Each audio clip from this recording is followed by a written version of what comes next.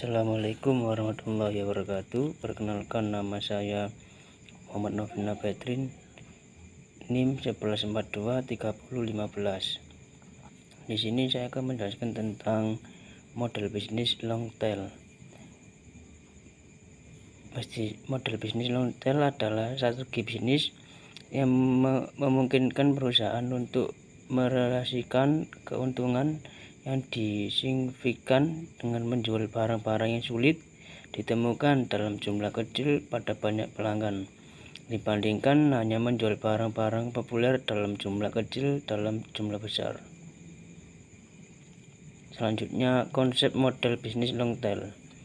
Konsep long tail telah menciptakan dasar-dasar mengaplikasikan konsep riset yang eksperimen yang banyak diterapkan tidak hanya pada bisnis online dan media massa, tetapi juga pada industri mikro, finance, atau gamers bank.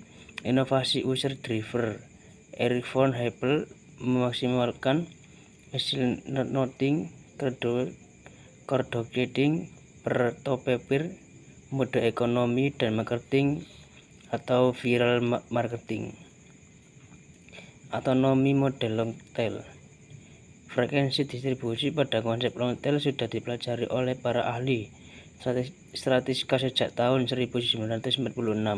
Kombinasi distribusi dengan biaya inventory dalam bisnis ini memungkinkan adanya profit yang signifikan dengan cara menjual item yang dikategorikan sebagai barang non-hits dengan jumlah stok sedikit, dibandingkan dengan hanya menjual item yang dikategorikan sebagai barang hits dengan jumlah besar kepada customer.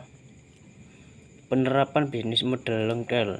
Penerapan model ini dapat menjadikan pengembangan strategi terhadap suatu bidang industri untuk lebih meluas ataupun mempertajam bisnisnya di berbagai sektor. Sebagian besar dari pengusaha bisnis internet telah memperluas bisnisnya dengan menerapkan konsep long tail. Memahami strategi long tail. Konsep ekor panjang mempertimbangkan barang-barang yang kurang populer dalam permintaannya lebih rendah.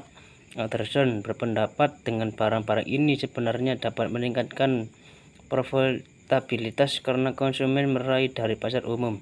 Teori ini didukung oleh semakin banyaknya pasar online yang menginginkan persaingan untuk mendapatkan ruangan panjang dan memungkinkan penjualan produk dalam jumlah yang tidak terukur, khususnya melalui internet. Apa arti long tail dalam pemasaran?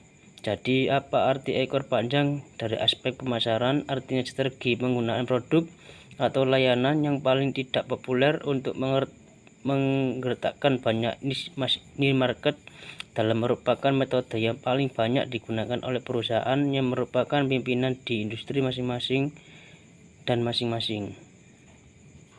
Manfaat strategi bisnis ekor panjang.